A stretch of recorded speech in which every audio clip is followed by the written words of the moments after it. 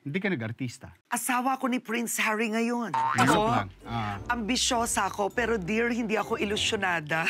O ba? May iba ka na? Reaction. Iba yun?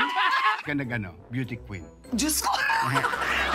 Isko! Well, hindi lang ako may sabi niya. The viewers also.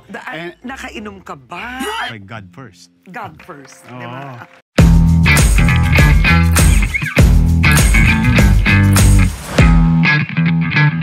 By God first. God first. Oo. Diba? So you had a very good foundation. Yeah. Ano mga naging guiding factor mo sa pagbabalita?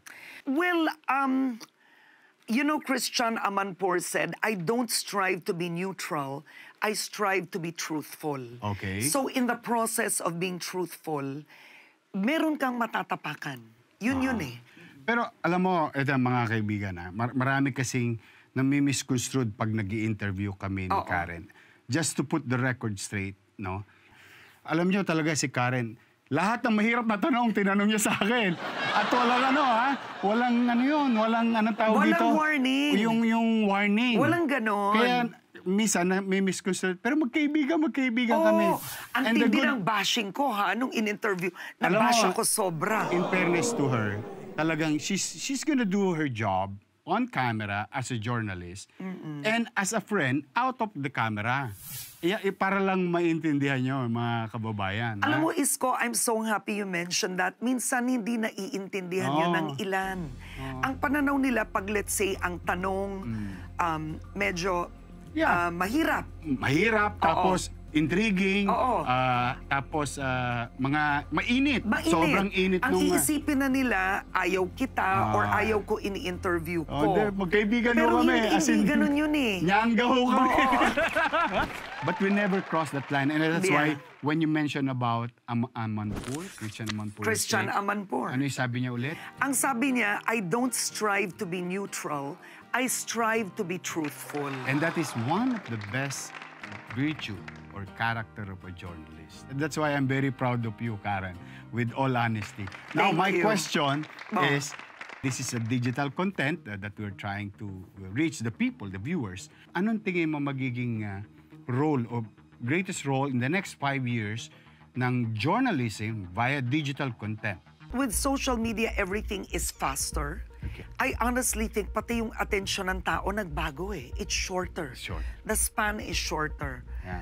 But I think what's important is you need to be relatable to all. Kasi ang social media reaches a bigger number of people. Galing, no? Oo. Nagbago talaga lahat. Gamit, approach, ideas. But what if, just what if, hindi ka nag-journalist, no? Hindi ka nag-artista. Asawa ko ni Prince Harry ngayon. Talaga ka, ha? Prince Ambisyosa. Nako. Sabi nga sa sa salitang English, ano yun? Aim for the moon. Diba? Anyway, if you miss, you're going to land among the stars. Yan. Diba? So, ba't hindi ka nag-artista nga? Hindi, maganda ka. Diba? Maganda height mo, may talent ka. Hindi yan pumasok sa isip mo? Never ko naisip mag-artista. I swear. Never. I didn't even think of going in front of the camera. I wanted to be a fashion designer in New York. Live there. Fashion. Ba't di ka beauty queen? Diyos ko! Isko! Well, hindi lang ako may sabi niya. The viewers also. Nakainom ka ba? Esquire magazine said. Yung sexiest woman alive ng Esquire is because of Head Start. It's the thinking woman. Kaya nga Esquire, credible na magazine nyo, di ba? Thank you, Esquire. Di ba? Erwin Romulo. O yung Miss Universe, Binibining Pilipinas. Hindi mo naisip yun? Hindi, alam ba, pumasok Isko, lang. Ambisyosa ako, pero dear, hindi ako ilusyonada. Kasi beauty and brain ka pa. Hindi po ako ilusyonada, Diyos ko, Lord.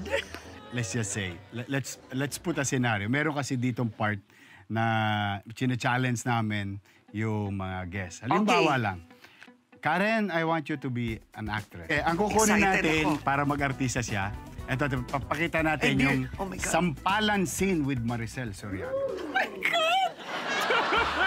This is why I cannot act. We'll see. Let the people Wait. know. Ayan. Ito ang camera.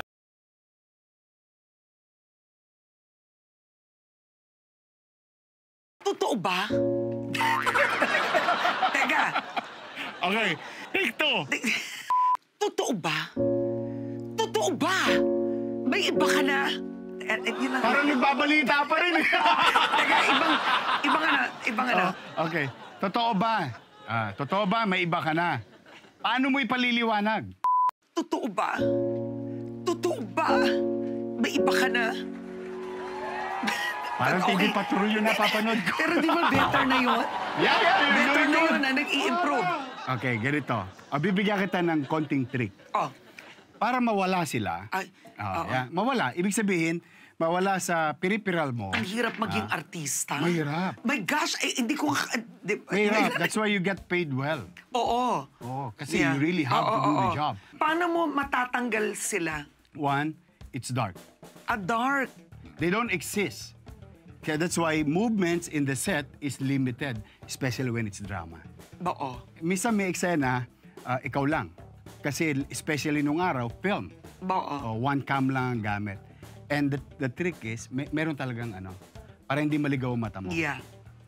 Look into the camera. Yeah.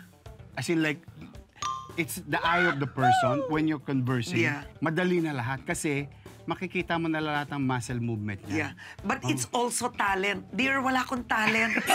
Hello. It is practice, but you Ito you tayo. did well, Wait, may gusto ko na hindi natin nagawa. Sure. Yung sasampalin kita. Okay na, next. Di ba? Yung ganon, gusto ko yun. Totoo ba? Di ba? May ganon. Madadayain pa natin yung camera, atrasado eh. Ano yung next? Director talaga eh. Okay.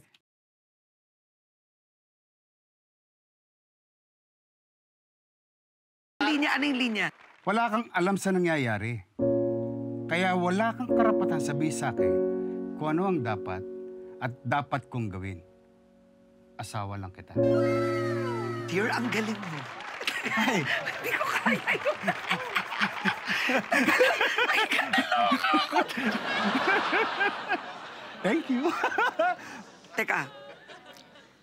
You're absolutely right.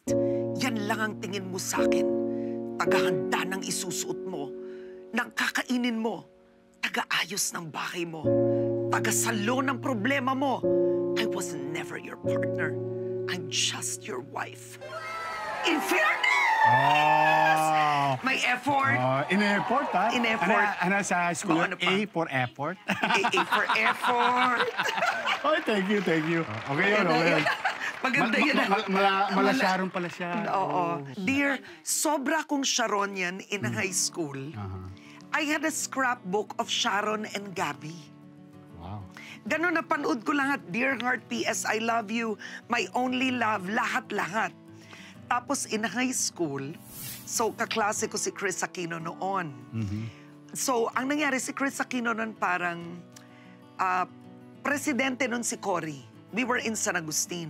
So, pumunta kami sa Manila sa isang show, nasira yung sasakyan niya. She was the president's daughter. So, bumaba kami sa Manila, ang daming tao.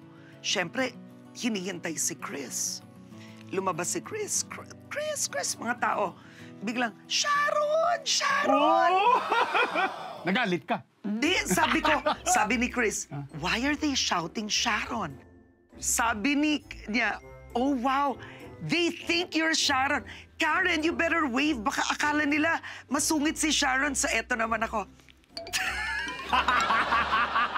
I was 16 years old. Next. Okay, next. Ito naman, naku. Next clip. Tingnan mo, panoorin mo to. Piolo Pascual, kissing scene.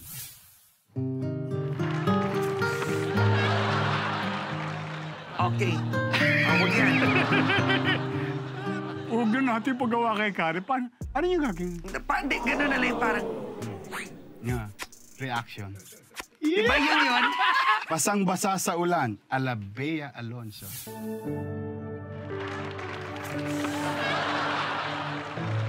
Dear, Alluring. anong acting yan? No, alluring. So, Sexy lang siya. no. She is talking sige. to you as a viewer na paano mo siya nilalandi. Oh, yan. Yan, may kotse. Ayan. May ulan. Bulan. Action. May dumating na lalaki. Ayan na siya. Ito. Di ba ganun sa pelikula? Dumating na. Yun, oh. May asim pa si Karen, eh, oh. Lord, bakit ako nandito, Lord? Marami pa makakalawit. Lord, Ay, talaga. DJ! Para kay Isko. Thank you. Oy, kumusta kayo ni DJ? DJ and I have been married for, wow, ilan na? Maybe 24 years. Wow. Oh, I think so. Ano pala ito? Oo. 93 ka nag-start. 93 rin ako nag-start, no? Tapos, 24 years. Ako almost ganun na rin. Ilan namin nag-baby niya? So, dalawa anak namin ni DJ. David is in the autism spectrum. And Lucas is 15 years old, a typical boy. So, we have 2 kids. Oh, wow. Question. Ito na yung mga pang-marites. Stricto ka ba? Na jowa at that time? I think... Jowa pa lang, ha? Hindi pa kayo mag-asawa. Stricto ka ba nung nililigawan ka niya? Tas na kayo na? I think the reason it worked out with me and DJ, because it's DJ, he's very cool. Unang-unang hindi siya controlling. He's very secure. He's supportive. Kasi I've had boyfriends before, seloso. Dapat tigil ko career ko. Sabi ko, hindi naman ako pinag-aral ng nanay ko sa UP para lang, 'di ba? Para lang mabuntis at hindi magtrabaho. I needed to support my family. I don't mean that in a bad way, because I just mean it na malaki ang expectations ng parents ko noon because I needed to help them. And DJ is the kind na even if I shine, he allows me. Yeah, I can see that. May lalaki kasi na... Secured kasi siya, eh. Yes, may lalaki kasi na dapat ako bida, dapat ako ganto. And what I love about DJ is he's not like that. And I feel safe with him.